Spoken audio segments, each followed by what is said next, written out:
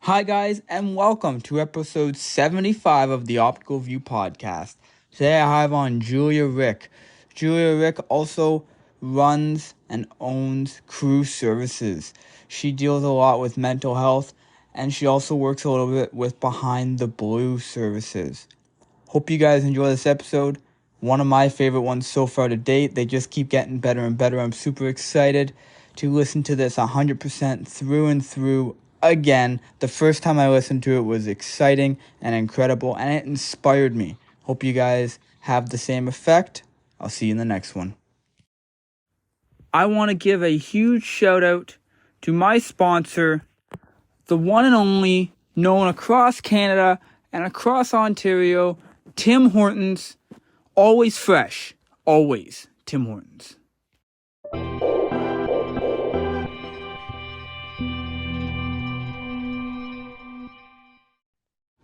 Thank you guys for listening. I also wanted to mention the Optical View podcast is having its second award show September 30th in Bowmanville. Make sure you guys get tickets. Hi guys, and welcome to another episode of the Optical View podcast. I am so excited for this episode. I have been just scratching to get this guest on. This guest is Julia Rick. How's it going, Julia? Hey Dylan, thanks for having me. I appreciate it. I'm so excited to dive into some of the stuff that you and your team does. Now, before we get into that, I have a couple quick rapid fire questions for you.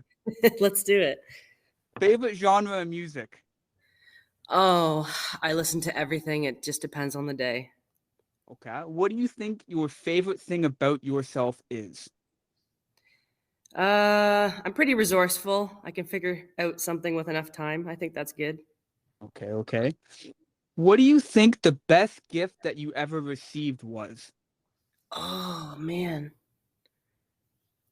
I don't know. Um, Maybe a concert. What concert do you remember? Yes, I do. It was a concert to see Adele in 2008.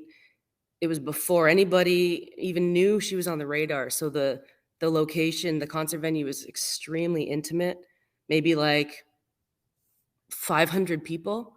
Wow. And at the end of it, for people who remember what MySpace was, she had taken a photo of the crowd and posted it online. So somewhere out there, my hands are in the air on Adele's website somewhere. I'm going to Yeah. make the question even trickier and flip it around. What do you think the best gift that you ever gave was? uh, duh. Maybe like a custom design piece of jewelry for somebody, which I won't go into details for, but I think, yeah, taking a lot of time to kind of pick out something that really was sentimental. That's beautiful. Do you have a favorite quote? If you do, what is it? A favorite quote. Oh, I hope I don't butcher it. Um, what's that quote? Something about people don't know how people don't care about how much you know until they know how much you care. Ooh, I like that one. Yeah, I like that one. I like that one. If a movie ever gets made about you, who would you want to play you in the movie? This is a hard question. Um, if it was somebody extremely popular, maybe someone like Jennifer Lawrence, because I feel like she's kind of cool. Um, yeah, let's go with that. Just off the top of my head. Okay. Do you have a favorite tattoo either on you or somebody else? I have one for me. There's one on actually my hand, and it's a very small symbol for the symbol Earth. It's my like birth symbol or whatever, and so I use it as a grounding tool in the work that I do, and it kind of doubles as a second meaning because it looks like a triangle, and in the scientific world, triangle is standard for the symbol for change. So yeah, I have that right on my hand. I can see it all the time as I work. That's beautiful. We're going to move on to another segment, this or that. Two options. You got to pick one. Okay, just one. Audiobook or podcast? Podcast. Hot or cold weather? Cold. Cats or dogs? Ooh, I never pet shame, but I prefer cats. Okay. Coffee or tea? Coffee. Morning or night person? Definitely night. Tacos or burgers? Ah, God, it depends on the day. Let's go tacos. Pancakes or waffles? Both good options. I like probably pancakes. Soup or salad? Salad. Android or Apple? Gotta go Android all the way. Introverted or extroverted? As in myself, Just introvert. in general. Introverted. My personal favorite, pizza or pasta? I am a lover of pizza. It's my inner childhood thing. I just have to have it. All right, well, that's the end of the podcast. No, I'm kidding. You're a pasta guy. I am, yes. I love pasta too. Yes. Definitely. Pizza is the most common for sure. Love it. Let's get into it, Julia. Who are you? What do you do? Yeah. So, again, my name is Julia Rick. I am a psychotherapist. I just recently opened up a group practice in March, which I'm very proud of. It's called Crew Psychotherapy and Trauma Services. So, there's a few of us there that offer therapy in different kind of modalities, and everybody brings a different style. So, our hope is that we can really help encourage people to reach out and seek and get what they need, and just kind of raise the responsibility about mental health care. I love that so much. Now, before we get into how you got started and all that, talk us through a little bit about your team. Who's there and what do they specialize in? Yeah, so I have a therapist named Clint. He has got a wealth of experience. He's been in the field for over 25 years. He's worked in um, healthcare settings like hospitals. He's worked in the education system, child welfare system. He works often with males, teenage, I would say maybe 16 years and older, up into adults. A lot of experience with managing grief and trauma, domestic violence, or people who are witness to it. We just have a new person who's joined us. Her name is Noelle. She's got a wealth of experience working with people of a forensic nature. So, people who have come in touch with the law and they have to kind of restart or regain independence, and how to kind of support those issues, as well as all the complex mental health needs that go along with it. You know, often there can be um, concurrent disorders and things like that. She is works with children, youth, adults, couples. So that has been a great addition. Myself, I work a lot with, again, children, youth, and adults. Most often, I see people for anxiety, trauma related issues, stress management, grief, depression. Um, I'm connected to Toronto Beyond the Blue, which is a charitable organization that supports police officers, specifically with Toronto, but it doesn't have to be just Toronto. They will help any kind of first responder. It's a community that provides peer support, resources. We do workshops, presentations, and just try to advocate for people's needs, whether they are a first responder themselves or are family members of first responders. Wow, it sounds like you have all of the bases covered with your team there. I mean, we're really trying to give good breadth to the services. We'll continue to grow because, as you can imagine, you can't fit everything in just 3 people. But yeah, I think that that's the beauty of trying to build something strong from the foundation up, and we'll keep expanding and growing as we can. Let's touch on your background here. How did you first get into that, and why did you choose now to open up your own place? Oh, age-old question. So I didn't start working in mental health. I actually went to school for business and graduated and started working. And the first year I was working, I was like, I just don't know if this is something I can feel passionate about for the rest of my life. It's a long life till retirement. Um, And, I think that we all are touched by things, issues that come up in our life. And when you have support in your corner and you feel the effects of what that can do to help you, I think that that's what really drove me towards wanting to do the same for others, is going through something myself. And as I got further into it and got more exposed and started helping people, like my passion for it just grew. And you know, I want to help people resolve things from the source of their issues and not just cutting off the tops and putting band-aids on it. So that kind of led me to go back to school after graduating and invest in a completely different path, which took a number of years later, but it was just something I felt I had to do, and I've never regretted it. Why did you choose now to open up your own place? So I was working full time for a school board, and about 5 or 6 years ago, I started doing just my own solo practice on the side. And I think eventually I just always wanted to have a place where I could build a team of people. So um, just naturally, things led to kind of me feeling like I had finished my work where I was at the school board. And so I left there last January and then started working towards building something that I could really kind of invest in and settle into for the long haul. So, um, left my full time job in January, and then 10 months later, I was still doing my private stuff full time after that.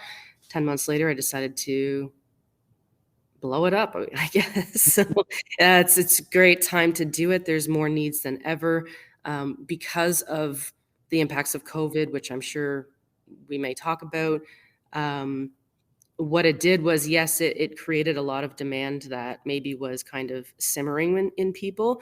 But the other thing it also did was it kind of got the attention of insurance companies and employers in we need to support our people. So there's been more funding that's been attributed to insurance coverage for those who are fortunate enough to have that kind of benefit. And people are really starting to take advantage of it. So we wanted to put more people out there to help. That's incredible. Now, I'm so curious, what was your first kind of thoughts when you decide to quit your full-time job? Oh, shit. Um, yeah, it was a scary, scary time. It was something that was pulling me in opposite directions because when you work for any place for long enough, you identify with that role, right? And you build friendships, and it can fit with a lot of the people that you work with, and especially the people that you serve. Um, it's not a secret that if you work for a board, you have a pretty good schedule, and there's a lot of great benefits that go along with it. So sometimes they refer to it as kind of like the golden handcuffs. Like it's hard to leave because you have great opportunity there and pension and that sort of thing. But I was just feeling like my heart wanted something different, and I was starting to feel burnt out where I was because of things that were happening in the education system. And what was actually refueling me when it could was the private work. And so I thought about it and just kind of did sort of my cost benefit analysis of it, and was just, I think that I needed to follow something that was more refueling and re-energizing if I'm going to continue to be in this kind of line of work. Now, I gotta know, when you wake up for work nowadays with your own place, your own business, what's the feeling that you get when you wake up in the morning knowing that you have to go to work? The work is amazing. The stress of your own place, if anybody else has been through that experience or goes through it, is hard. It's something that you don't understand until you get there.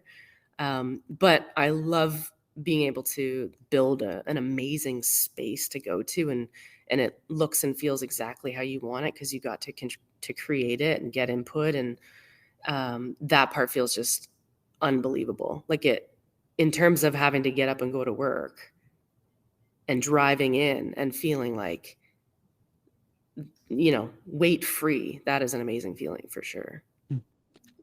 Now, I'm very curious. I'm very curious on the kind of dynamic of the place that you have. Are you known as like the boss, or are you guys more of like a family oriented? There's no one person ahead of the other? I try not to be a part of that kind of boss. I don't like that feeling.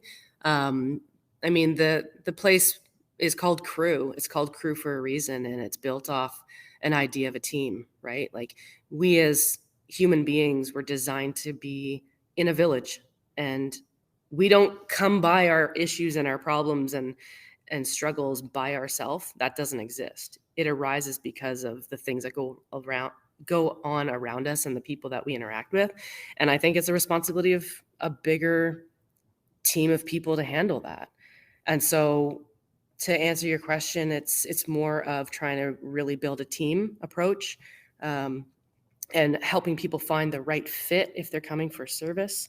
And in the field of mental health, a lot of it has to do with consultation amongst professionals, because as you can imagine, you come across ethical dilemmas all the time where there isn't actually a right way or right decision to make.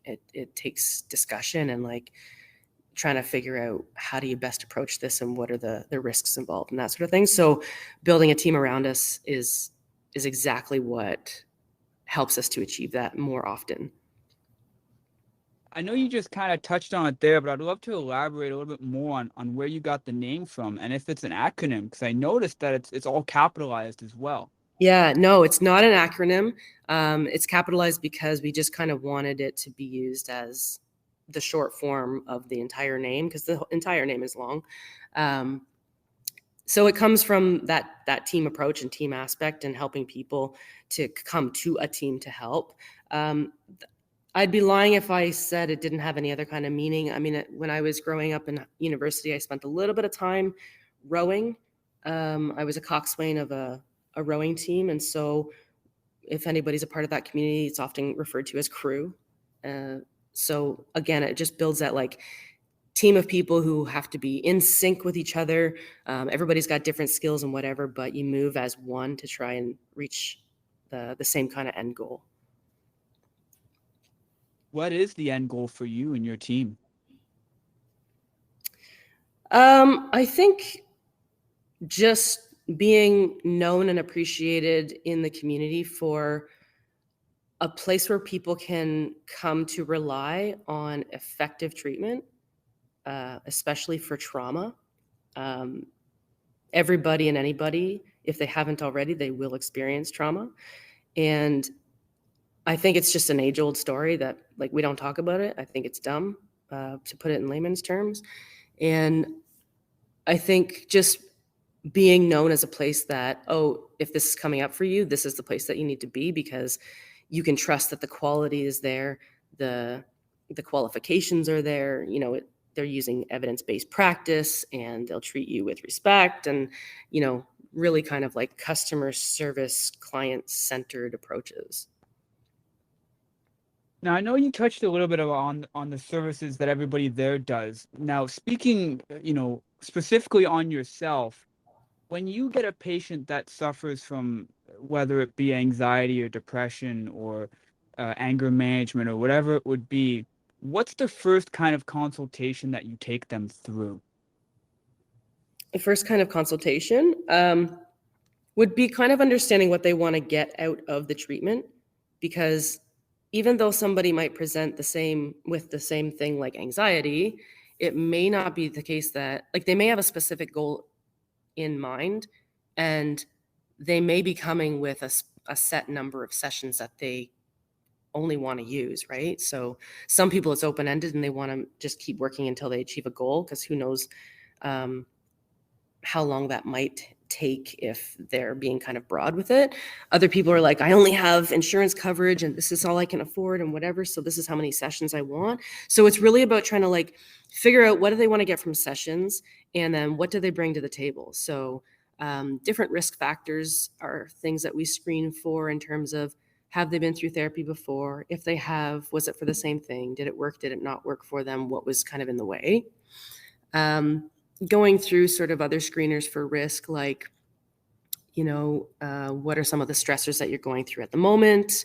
Are you thinking of suicide or self harm? Has that ever been a part of your life? So, just kind of screening for things like that, including physical injury like concussion. There's a high connection between mental health and concussion in somebody's past.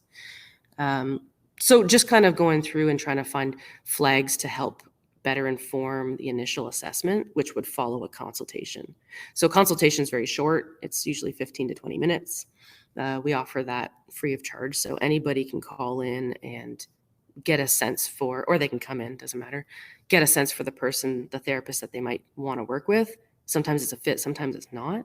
And then if they decided to come back, then the assessment would go into more detail about who are you, tell me about, different areas of your life. So what's your social life like? What's your school or work life like? What's your family like? Who are you personally? What do you like to do for fun? What are your goals? What's coming up in the future for you? So you're getting sort of this broad scan of understanding, and you're really exploring them as a client so that you can start building a treatment plan together.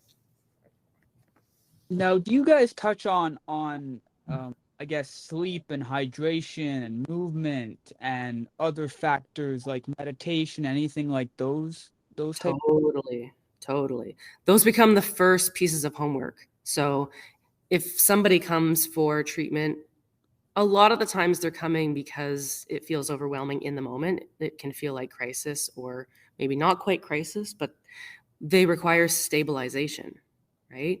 And stabilization comes best when we take care of ourselves. And that's going back to things that you would have learned even as a child through even your doctor. So, like you talked about, like proper sleep hygiene, hydration, nutrition, getting laughter and sunshine and time with friends, getting regular exercise. Automatically, we start putting those things in place so that we can try to build the best foundation for the harder work that's coming. Because you can imagine that you don't want to start taking on some of the really hard work if you don't have coping strategies in place to help support them as it gets challenging. Now, I know you touched on more of a crisis and immediate, I guess, need or want. Is there people or different strategies, I guess I should say, for people that aren't in crisis or immediate, such as maybe these are people that you just visit or they visit you once a week or once a month or anything along those lines? Yeah, I mean, I think it always falls back to those basic strategies, and then we can get into more. Okay, what are the areas that you recognize as a gap or something that you want to improve on? So, for example, if somebody's having challenges within their relationship, okay, so what's going on with things that we can help with that are a little bit more specific outside of those kind of, nutrition, hydration, sleep, exercise, right? So it could be looking at helping them with holding healthy boundaries, right? And when you discover something like an area where they can improve like that, the homework becomes practicing it. And sometimes their sessions week to week or month to month become, okay, tell me about how it's been going. Where has the challenge come up? If you haven't found you are not holding up your boundaries as successfully as you hope, where did you find success with it? What did you notice? As like, it's a lot of self-reflection and continuing to practice with it. Now, This These are skills, right? Like, skills take time to master. So it's not just about going and learning about it. It's putting it to action and reinforcing it so that it becomes more of a habit over time. now with those kind of skills and homework you talked about, is a lot of that journaling and self-reflection? It can be. It can be. The approach that I use is really based on what the client is ready and willing and able to do, right? So if I talk about options for strategies like journaling or specific kinds of exercise or whatever, and someone says I don't write, I'm not going to ram it down their throat because that's not going to work, and then they're not going to get what they need out of the sessions.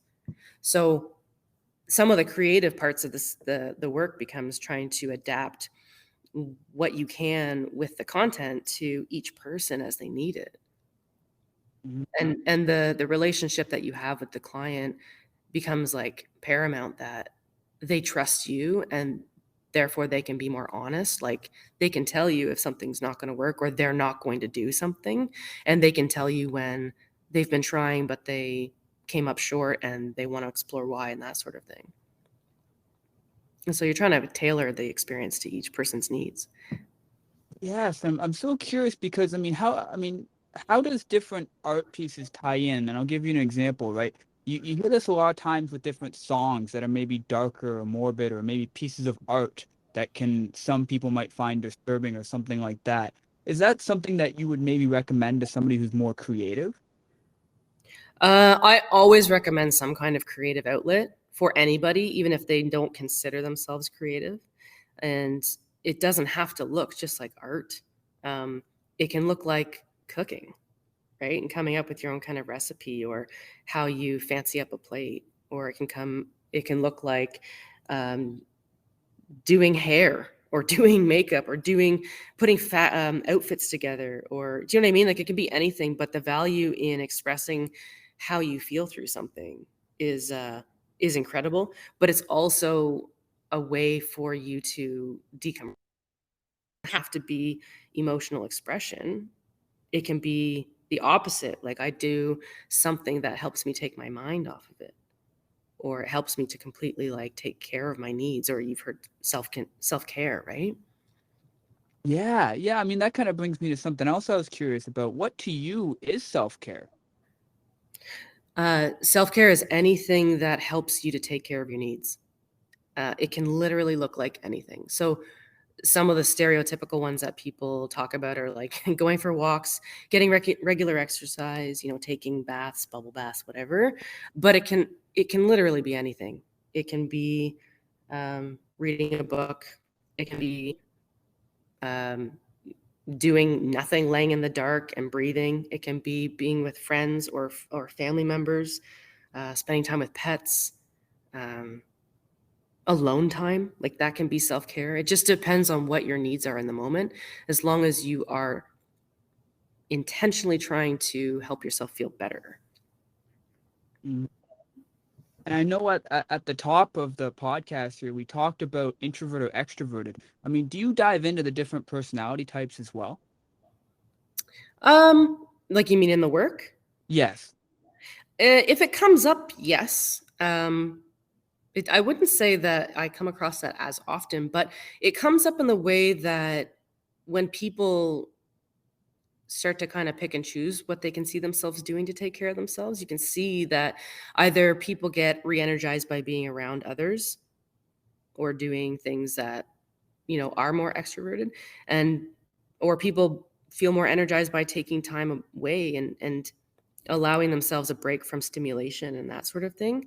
But I wouldn't say that, in at least in my work, the different kinds of personality types are at the forefront. If it comes up and the clients use it as information, that's great. Okay. Okay. And what's the most common, I guess, what's the most common trauma that people come to you with? Is it childhood? Is it relationship? What's the most common trauma? Interesting. um I would say probably things that, well, it's challenging because if they come people can come to you as an adult because they've gone through something as an adult, but it usually is grounded in experiences from childhood, right? So um, everybody has their own history and context that they bring to the table, and sometimes that is one of the very reasons why whatever they go through as an adult now impacts them so much, just because of the way that they have been shaped and over time. So if they come to me with something that they've gone through as an adult, I don't think it ever is untouched by things that we talk about, like, from childhood. It's always bringing up stuff from the past, because that's kind of how it's shaped your lens or your understanding of the world or your perspective. And usually when there's a trauma, it's about that perspective or those stuck points that get rocked. How do we fix childhood trauma? Hmm. Um, I'm trying to think of, like, I don't know if you can actually fix trauma, but the earlier intervention that you can receive, the better the outcome will be, right? With just the same with any kind of condition or illness or pathology. The earlier you can get in to help support and help process, the better. Because I think, the number one coping strategy that we as humans, and even in the animal kingdom, you see is avoidance, right? So you go through something and then you avoid the emotional pain that it brings. And we know that avoidance over time prevents processing. And we also know that avoidance over time actually increases the anxiety towards that very thing as time goes on. So the longer you go untreated, the harder and scarier it can feel to go back and face it. That almost brings up another question then. I mean, how do we recognize any type of trauma? Yeah, good question. Um, it really has to do with changes to your kind of baseline behavior, right? Or baseline existence. So if you are somebody who generally sleeps well, your appetite is you would consider it normal in air quotes, right? Um, you're spending time with friends, you're going about your day to day, and you don't have any kind of things interfering. Like that's what we would consider your baseline. So when you start to see differences in that, we start to take notice. And it can be anything, right? So stress and trauma can manifest itself in any kind of symptom. So we don't know exactly what it's going to do, but we can notice what's off and then paying attention to it. So I mean, if you're noticing differences in your behavior or your mood, and it's okay that it lasts a couple of weeks. That's kind of the regular or organic time frame for healing and processing. Like you can imagine if you had like a cut, right? Or some kind of injury that takes time to heal. The same thing happens when you experience emotional pain, but it's when it starts to get prolonged and it's going, 4 weeks, 6 weeks, months, longer than that, then that's, it's causing issue and it's interfering with your day to day.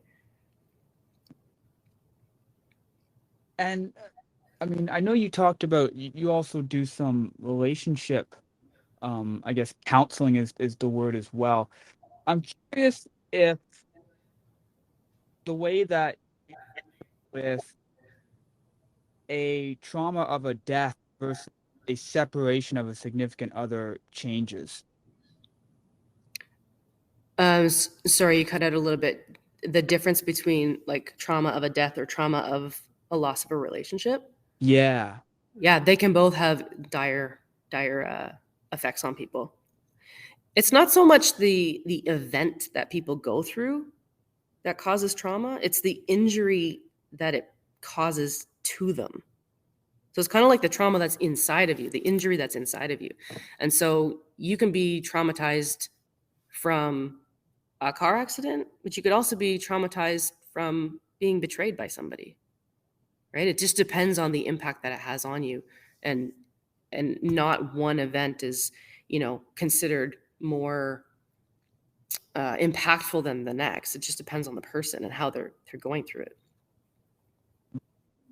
And I think that that's a big problem for how mental health is seen and considered in society, because we've become this society. Well, I mean, it's been comparative forever, but especially through social media, this society has become so much about comparison.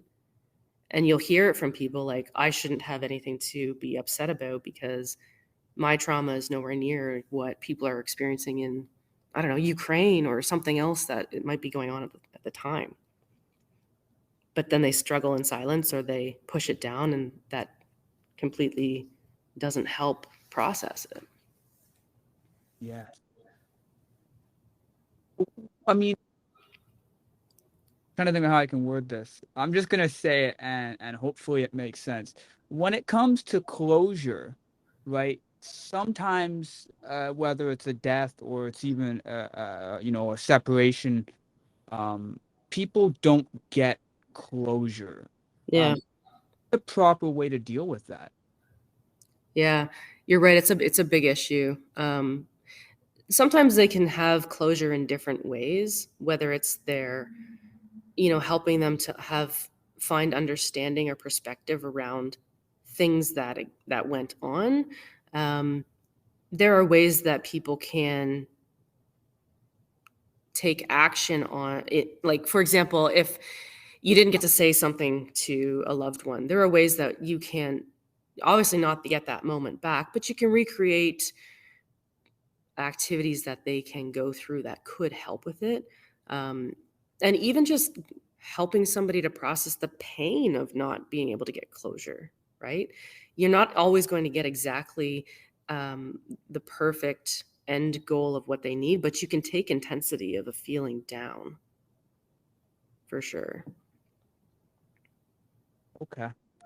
And now I kind of want to jump to something you spoke about earlier when it comes to COVID. I think when the pandemic happened, a lot of people had increases in their mental health awareness, whether that be for positive or for negative. Yeah. What's that effect firstly been on you and your business? You know, like you mentioned before, even doing your own personal stuff before you were with Crew. Um, and how has this kind of pandemic and coming out of it shined a light on how important mental health is? Yeah, it's interesting to be a professional in the field because this is what we eat and breathe and sleep. So it didn't land on, well, I'll speak for myself. It didn't land on myself in terms of the change for the need of it because we've always known it's there. Like people are like, "Have you been busier since COVID?" And I would say, "Well,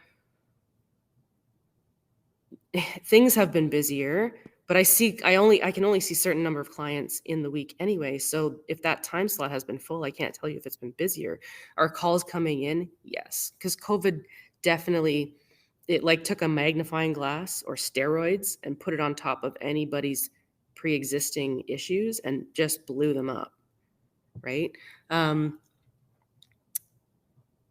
in terms of other people and raising awareness, I think that it had a massive impact, and I think it's a great thing. It's kind of like, from my perspective, I feel like it's about time, right? Because now people are talking about it. They have no choice.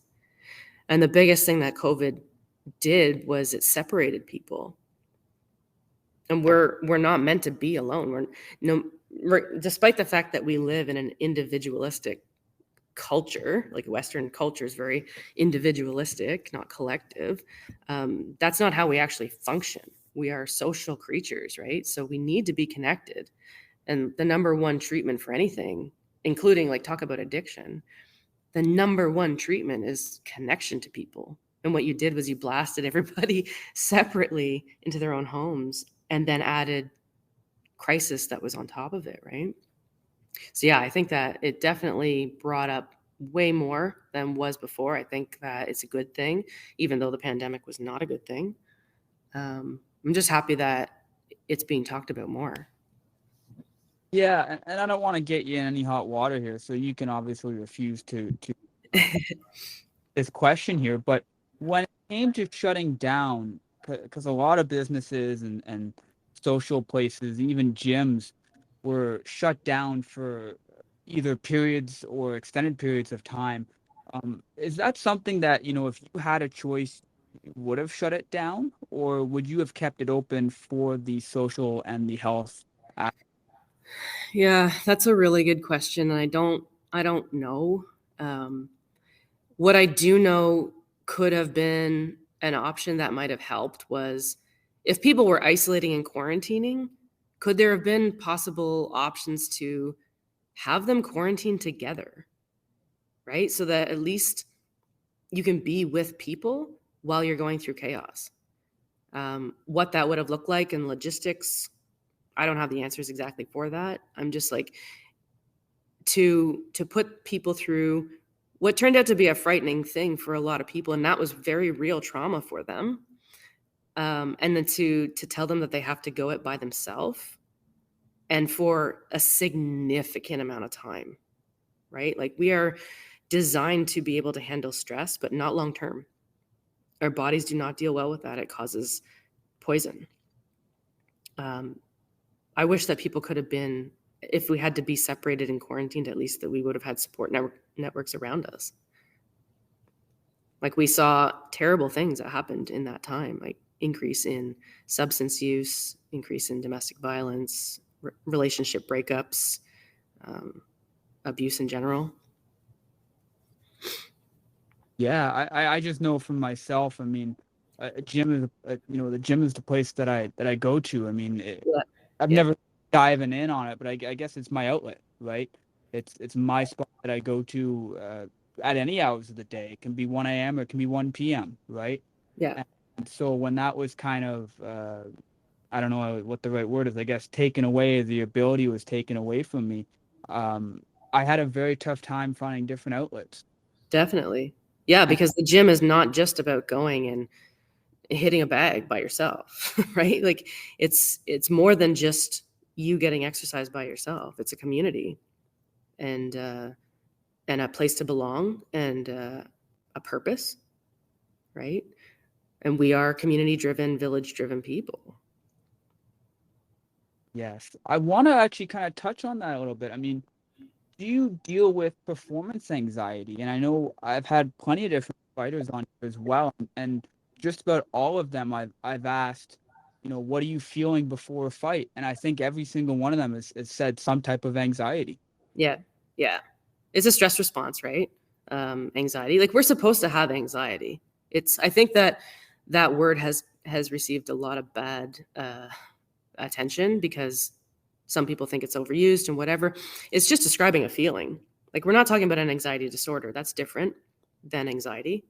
And we're all designed to have it. So when people feel anxious before performance, that's what your system is supposed to respond with because it's perceiving some kind of potential threat or it's preparing itself for taking on something it needs to. Like talk about fight, flight, freeze.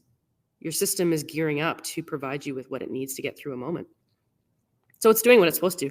If it's giving you extreme anxiety, then I would say that, there's a lot of work that can be done there to help kind of rein it in. And it's definitely part of the work that we do. I can't say specifically that I've worked with somebody, like we're talking about the gym. I haven't worked with somebody as a fighter, but I've worked with musicians, people who want to get over certain goals that just for their own personal growth, like public speaking, or a lot of students who have a really hard time taking tests and anxiety or tests and exams. Sorry, and talk about COVID's impact on that piece. That's a whole other story. Yeah, and so there are definitely ways that people can learn how to cope with it and learn how to manage it. Do you have any quick tips for that? Yeah, I think, a lot of it has to do with understanding why we have that anxious stress response and understanding that it's supposed to be there. Like it's supposed to be helping it's our body helping us to prepare for something, right? Usually it happens when we perceive something as a threat. Your body kicks in to be able to like help you achieve safety or survival, right? So when you know some of the psychoeducation behind it and understanding like how the mechanics work and what oxygen and deep breathing can actually do scientifically for you, I think that's a big piece for people. Like they stop kind of fearing it as much and they start to learn how to pay attention to it. Because once you pay attention to it, you can start doing something about it. The other pieces are, learning what triggers it for you because your triggers as Dylan may be very different than my triggers, right? Mhm. And lots of other people. So when you know the triggers, you can plan differently. Whether that means that you can limit access to a trigger or practice handling it ahead of time when you're not in a heightened state of emotion, or just feeling okay with not being able to be perfect, right? And a lot of the work too is learning about the different body sensations that you receive when you start to feel anxious because your body sends you like little red flags or signals all the time. It's just that so often we're encouraged or taught to push it down, like walk it off, suck it up, buttercup type of thing, right? Yeah. So we ignore them, and our body, it will send up another signal, and eventually, if we don't pay attention to our body, it's going to lay us out. It's supposed to. Do you think self-confidence and or too much or too little self-confidence plays a big factor in performance anxiety? Like, can somebody be too self-confident or not confident enough? Like, is there a sweet spot? Um, yeah, I think that, a little bit of stress is a good thing because it gets, like, not to nerd out about it, but like it gets certain hormones flowing in our system that helps us to perform, right? Like cortisol and adrenaline. And so that can actually help you. Like, think of, in a work setting, it can help you to meet deadlines or to get through work efficiently or fast or whatever, right?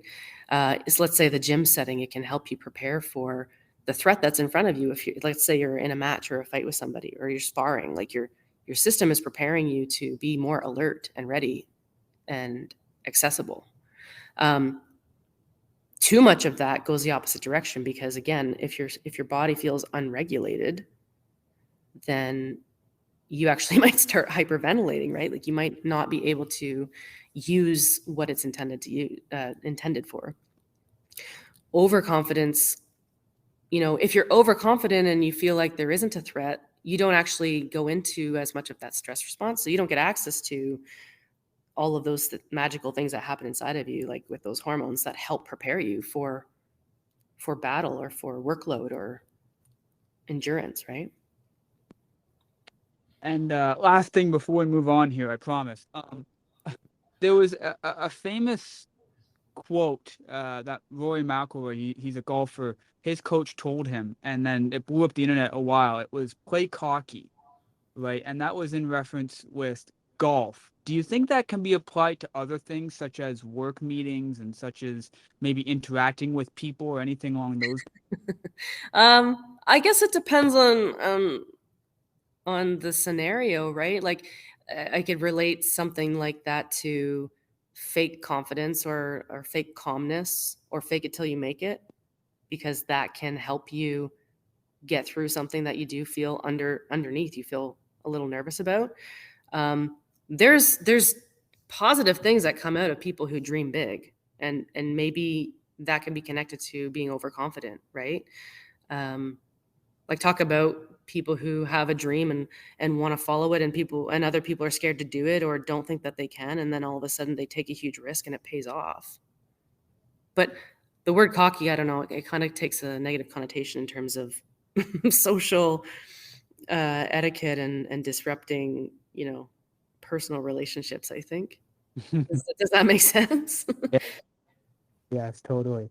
Um, and this is something that you kind of flowed right into it, so it's perfect. What are your thoughts on manifestation?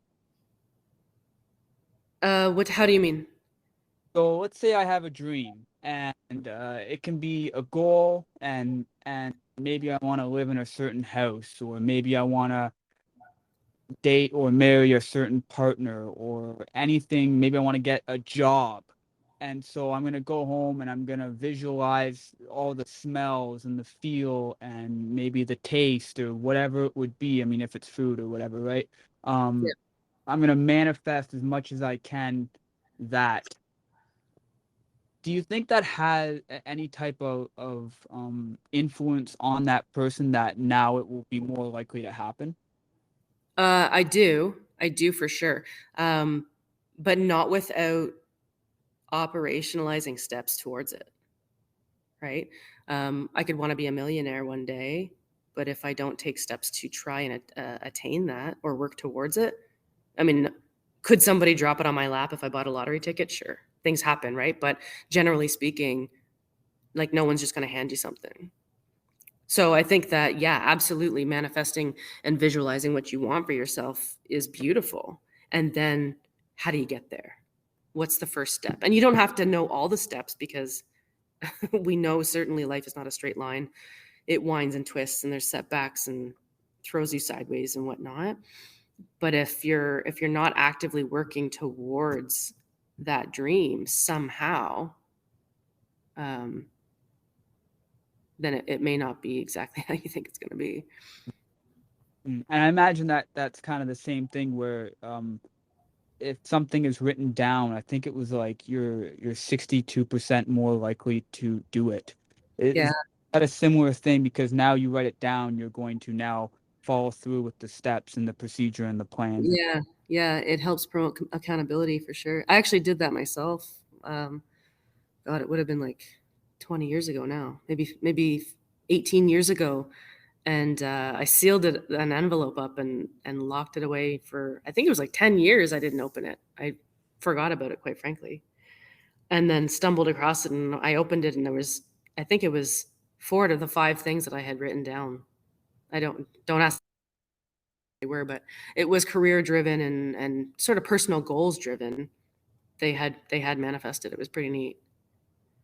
I think it was back in the day when do you know the book or the movie The Secret? Yes, yeah. Yeah, it was back in the day at the height of that, and I think I got caught on the bandwagon of, yeah, I'm gonna write it down and manifest this beautiful dream. And but yeah, it does, it holds you accountable, and even just reflecting on something that you want helps, right? Because it practices your mind in that direction. Yes. Wow. Can we talk a little bit about the work that you do with Behind the Blue? Or yeah, that's what it's called, right? Behind the Blue? Yeah, Toronto Beyond the Blue. Yeah, for No? sure. So Toronto Beyond the Blue, it's actually a chapter of Canada Beyond the Blue. So Canada Beyond the Blue, same kind of organization, and then they have chapters in different jurisdictions. So I got connected to Toronto Beyond the Blue. I familiarize myself and have a lot of friends and family that operate within the Toronto Police Services. So that's how I kind of got connected. And a lot of the work is advocacy.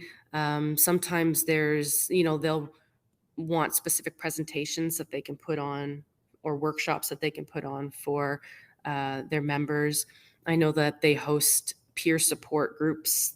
Um, it allows the community to connect to other people in the community, because the first responder community, there's a lot of different there's a different culture with it, right? Like going through what they do as first responders, the family members and what they go through as family members of first responders, and the connection that they have with other people who go through the same thing is really valuable.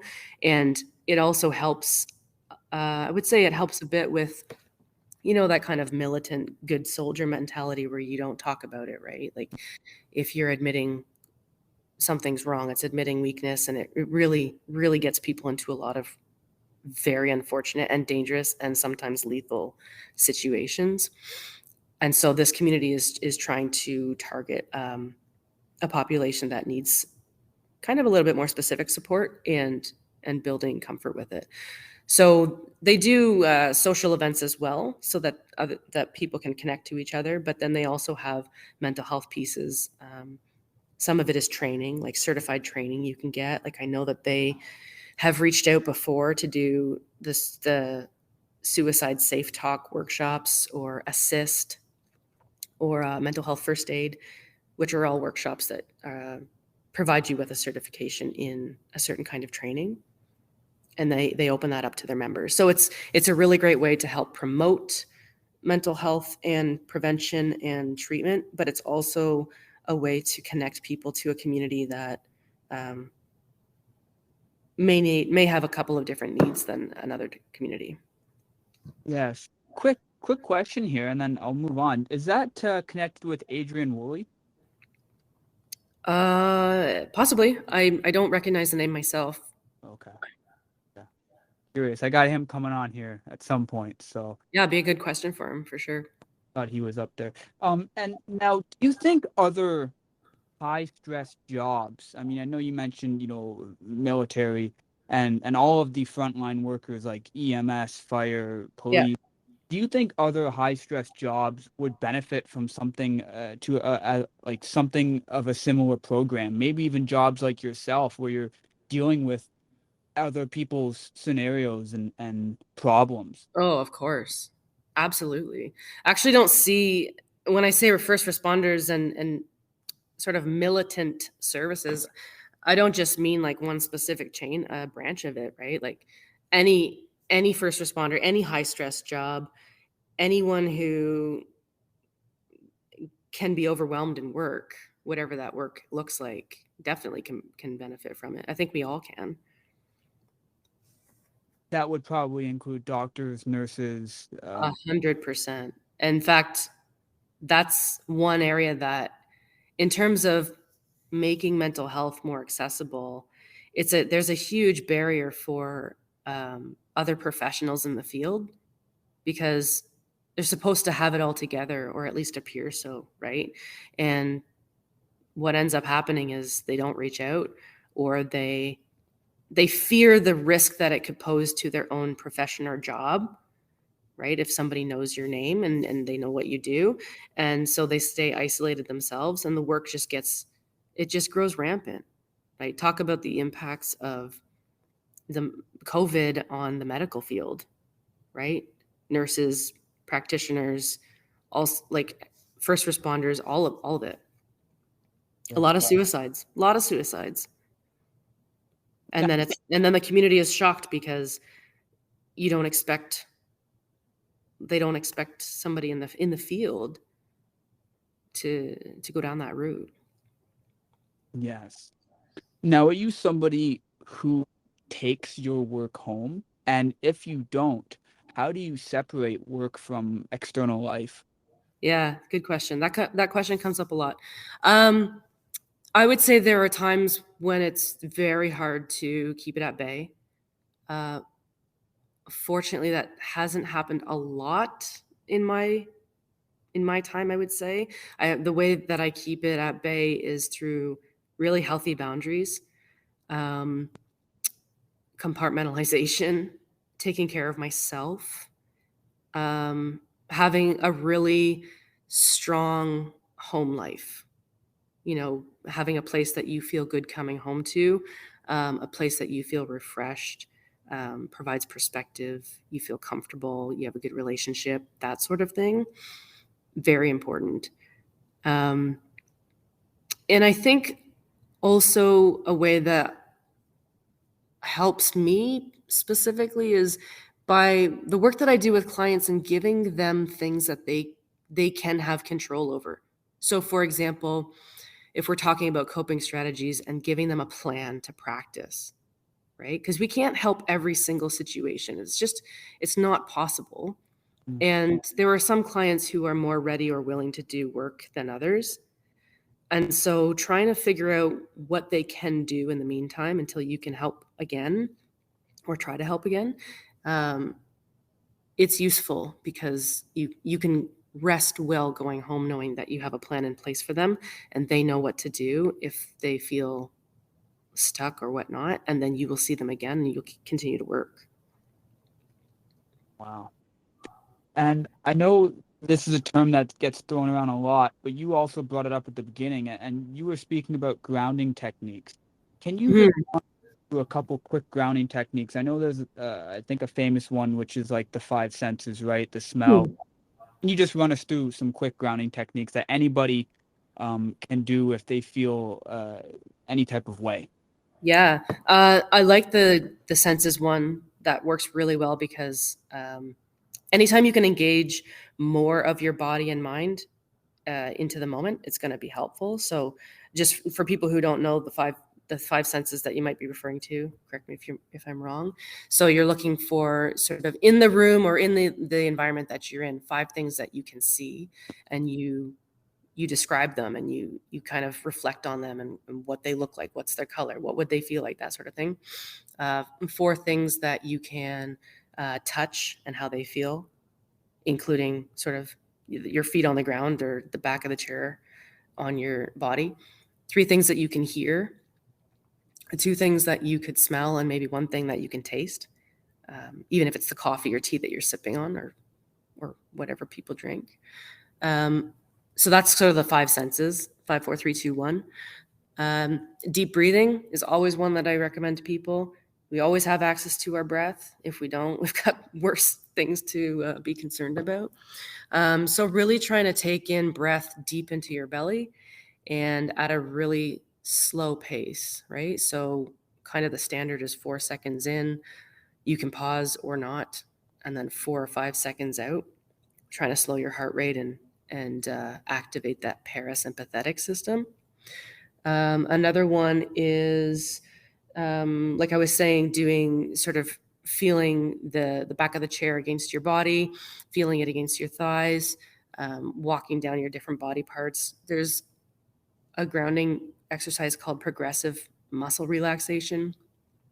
So you kind of start with either your toes or the top of your head. So you start with your toes and you clench them for 5 seconds, squeeze, squeeze, squeeze, squeeze really hard, and then you release it, and then you do it again, and you release it, and then you walk up the different body parts. So calf muscles, squeeze it, squeeze it, release it, quads, butt, stomach, right, arms, all the way up through your face, and you can walk back down through your body as well. So progressive muscle relaxation.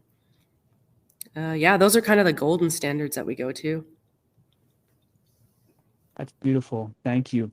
And kind of the last question. I mean, I could ask you a million more, but I know we're getting tight on time Sure. for this one here. So, kind of the last question I got for you, second last one, I lied.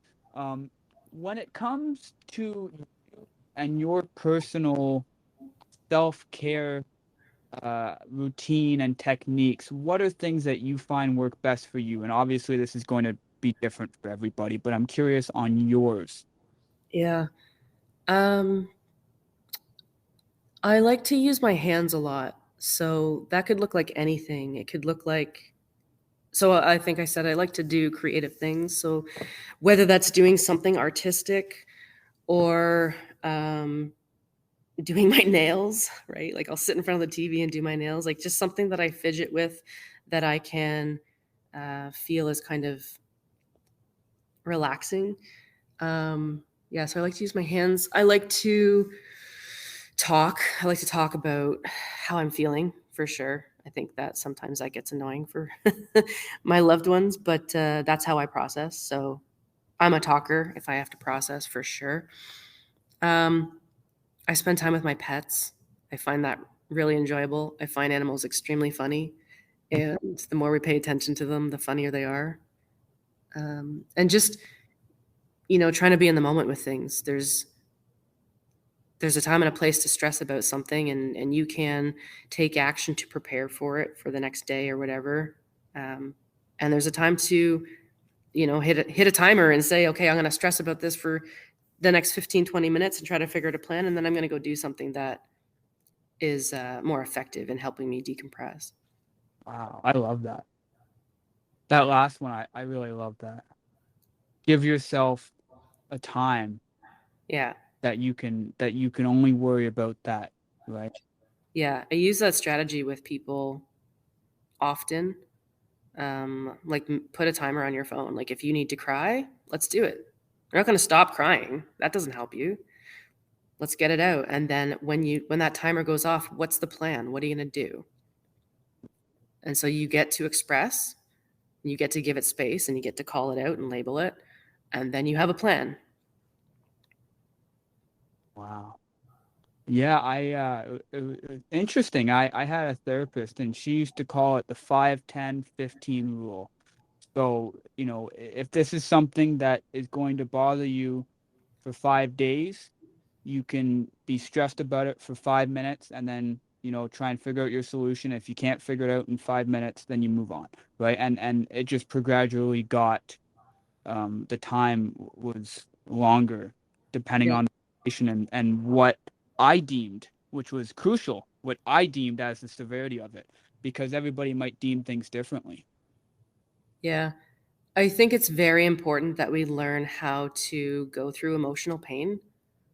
We spend so much time practicing skills in other areas, and we don't practice, I think, the most important one, and that's handling our emotions, right? Like I talk about this and I use analogy. I use the analogy about, you know, you and I both know a lot of people with tattoos, right? Just organically being at the gym, you see it. Um, People are always willing to go and sit through physical pain to get a certain outcome, like a tattoo. Yes. But ask them to sit for the exact same duration to handle emotional pain to get through it and reach an outcome of healing. They won't do it. Wow. And they've never had to. They never have done it. They've never practiced it. They've never learned the benefit of it. We just keep stiff arming it. And so getting back to that like timer or like giving yourself 5 minutes or giving yourself an hour or giving yourself whatever it is to express how you feel and then move forward, you have to heal in a holistic way. It's not just one way. That doesn't make any sense. Wow. I could probably talk for another 2 hours, but let's get close to wrapping it up here. When it comes to role models, who are some people that have been big role models in your life, not only growing up, but also now? Um, okay, so well, different reasons, I guess. So one of the role models I would say for my career has been my mother. Um, my mom was a stay-at-home mom until I'm the youngest of three. So I was about 6 and she went back to work. Or sorry, she went back to school um, for social work. And she became a social worker. And she eventually got her master's degree. And I didn't even know what that was. Like, you're a child, you don't even know really what university is, really. And I remember her graduation and her coming home with this like big book that she called a thesis, and I was like, you wrote that? Like, it's hundreds of pages. And it just blew my mind that she could do something like that.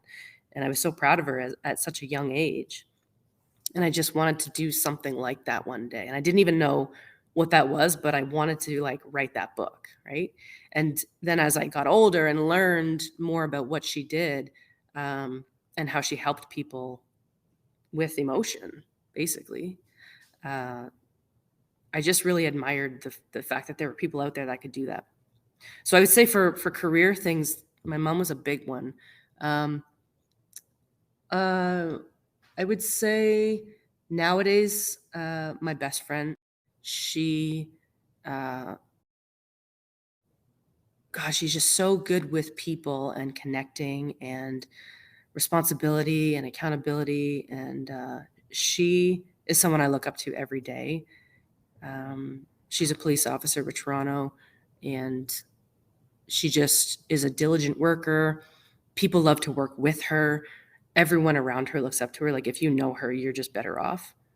Uh, so that's probably, as an adult, that's my biggest role model. I know I said we're wrapping it up, but I Yeah, got no worries, no worries. to ask you this because immediately when you were talking about your mom and seeing her come home with that thesis, it sparked this question that I've wanted to ask particular people, and you are definitely one. What is the best advice that you've ever been given? Oh my God. Phew. I'm trying to think of something more than the cliche of just like never give up.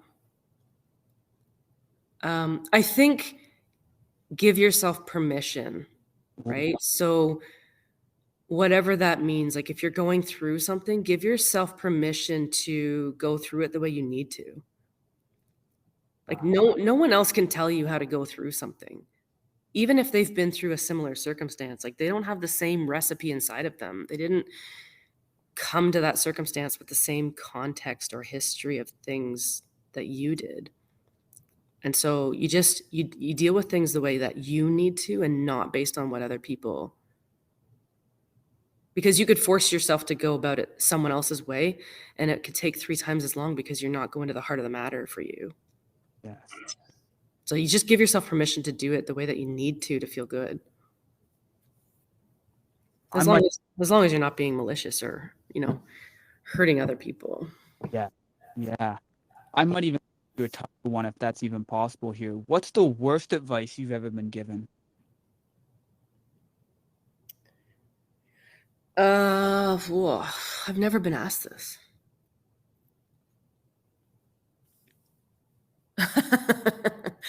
uh, trying not to leave you with a bomb. Uh, Probably if you're gonna cry, go to your room. Mm, Right? yeah, Yeah, yeah. probably just anything, any kind of um, thing somebody might say to stifle how you feel. I think emotions are so powerful, right? Because Totally. he has them. And when you see somebody express emotion, especially one like crying, I mean, the first thing that goes to your mind, and I'm sure you've heard this a million times, is, "Are you okay?" Yeah. Right? Even if you don't know why they're crying, right? They could be crying because, maybe they just won the lottery or they're proud of themselves or whatever reason. And obviously that's a beautiful response to "Are you okay?" It's just, it's so empowering. I think when you see people who have and who release emotions in front of other people, it almost gives you that same permission, like you just spoke about, to do the same in a different context. Yeah. I mean, the science is there, right? Like we're built to actually respond when somebody cries. We have mirror neurons in our brain for empathy so that when you see somebody going through something, it immediately triggers the same response in you so that you can be there empathetically to go to them to help. It's that social connection. We're designed that way. There's so there's so many things we could talk about, but I feel like they would go down a whole they would open up a whole other box. You know what? And I think a different day we should open that box. But Yeah, for let's do it. now, I've got I've got three questions I ask every one of my guests. The first question: what three qualities do you possess that make you successful? I would say curiosity is one. Oh, Um, I'm definitely always like curious about what's going on or like why things are the way they are. Um, I think I said resourcefulness in the beginning, but I won't use that. I'll use a different one. Intentional. A lot of the stuff that I do in trying to be successful is very intentional. It's very thought out. Even if it doesn't go the right way, being intentional about how to problem solve. hmm, Um, and I will probably go back to boundaries. I think boundaries are something that are very important to me. I think that they are the number one thing I work on with people. Um, Everyone can benefit from even just trying to support healthy boundaries in their life, whatever that looks like. Yeah. that's beautiful. If you could go back in time, what is something that you would tell your younger self? Um, I would say you can only control yourself. You can't control what other people do. You can only control you. And like try to set yourself up for success with things. I don't mean success like the way that it kind of comes off often, like career and finances and money or whatever. I mean success in general, like just whatever it is that you are focusing on. So if it's with school and you have to get through something that you find extremely challenging, how do you set yourself up for the most success you can? Right? How do you give yourself breaks? How do you give yourself goals? How do you give yourself check ins? If you're focusing on, like, let's relate it back to the gym, how do you set yourself up for success to attend classes, right? Like, what are some of the things that get in the way or obstacles? Or, it's Friday night. People want to blow off steam because they've worked all week, but they want to get to that morning class. How do Yeah, you set yourself up for success, right? So, yeah, being able to control yourself, not others, because that's a losing game, and setting yourself up for success with things. I love that. I love that so much. It's fun. Started teaching boxing, and I often talk about, find success in that day. Find that daily success. And if that daily success to you is just getting out of bed Yeah. and playing, and going for a walk or playing with the dog or whatever it is, you found that daily success. You have to, like you almost mentioned, I'm going to use some of your words. You have to give yourself permission for that, Yeah. right? And it's so powerful because I truly think that everybody has a day that they just wish that day wasn't going to happen for whatever reason, Yeah. right? And the more you think about that, the more it drags on you. And if you just give yourself permission to be successful in whatever that is, maybe it's rolling out of bed and making your kids breakfast or whatever it is, right? Hmm. Giving yourself permission for that one successful thing. Yeah. Or giving yourself permission to not feel great as you have to get through something. Yes. Like, you're still getting through something, you're still achieving a goal, and not setting too many goals that you won't be able to attain, right?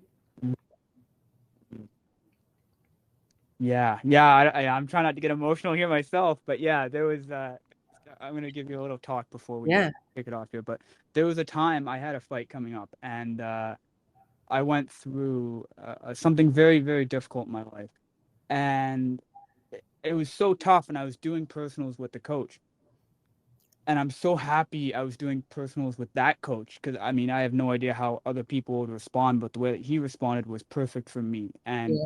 oftentimes he just said, you made it to this personal, you've already won that day, right? Yeah. And if that's if I've won that day and I'm going through that tough thing, then I can think I've already won that week. And it was that snowball effect that there was so many times I just thought I wasn't even gonna make it to the fight, just in of physical and more mental, Right. right? And it was just so beautiful the way that it was put. Is just just be okay with not being okay, Hmm. right? And obviously you tie into the fact that now I'm gonna go and fight somebody else, and I have to have those emotions in my mind. It's even more tough for me to think about that and more, and the only thing it was I do goals for every fight I have, and that goal was to get to the fight, Yeah. right? It wasn't, I mean, as crazy as it sounds, it wasn't to win the fight, right? It was to get to the fight, right? Yeah. Yeah. And that was like such a huge thing. It was, you know, uh, win that day, right? And that winning that day might be just going to that session. So Yeah, for sure. Who was the coach? Can you give a shout out? yeah, it was Goran. It was Okay. yeah, Oh, Goran really helped me out on that one there. nice. Shout out to Goran. Yeah. Last one here. What is something you do every day that you are proud of? Ah. um, what do I do every day that I'm proud of?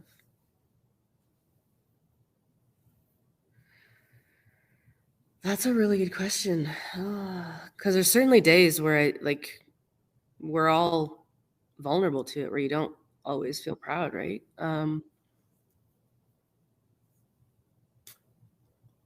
If it makes it easier to answer, something that I do, I would say every day is I find one thing for that I'm grateful for. I practice one thing of gratitude. Yeah. I think I think every day there's a part of me, and I think it ties back into that permission thing. It's just being gentle with myself somehow, even if that's only for 5 minutes, like taking a break, or at the end of the day you reach that point where I don't know if you've ever felt like this, where your body and your mind just feel completely shut off and fried, like if you've had a really long hard day, and then you switch gears to just do what you need to do. So part of that decompression, let me say that decompression is extremely important to me, and it's something that my system doesn't even allow me to get away with if I don't do it, because um, just sensory wise, I can get overstimulated easily. So I think I'm proud of how I take care of my needs when I do need it. Mm, That's so beautiful. That's so beautiful. Well, let's finish it off here. Do you have any questions for me?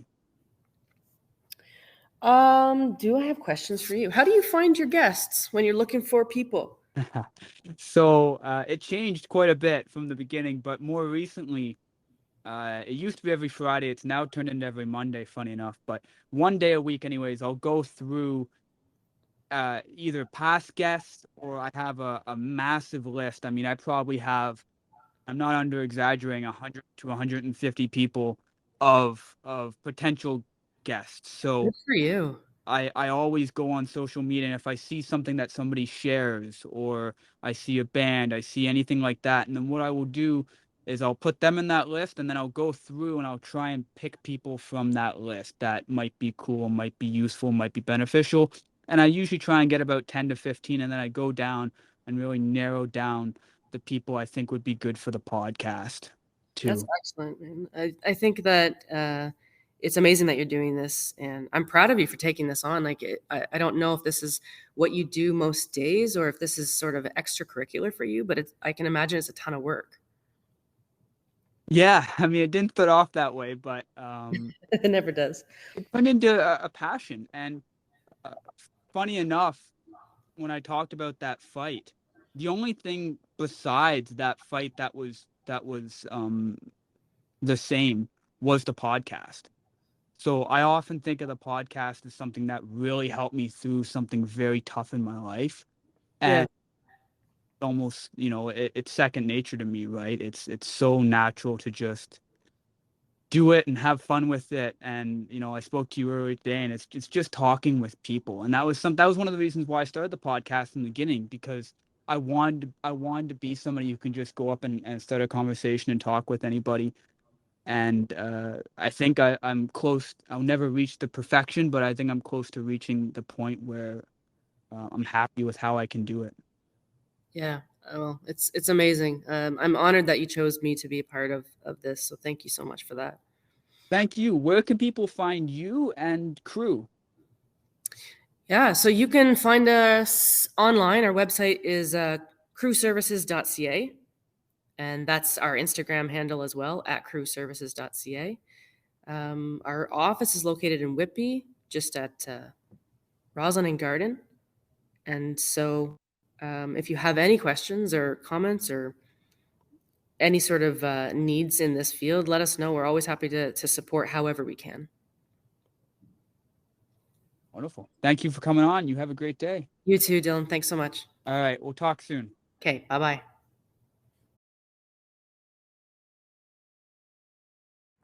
Thanks for listening, guys. I really, really do appreciate you taking your time and listening to this podcast. Once again, just a quick reminder, please do like and subscribe wherever you guys get your podcasts, Apple, Spotify, Google Podcasts, etc. And like the Facebook page and also like the Instagram page as well. And don't forget, subscribe to the YouTube channel and the TikTok as well.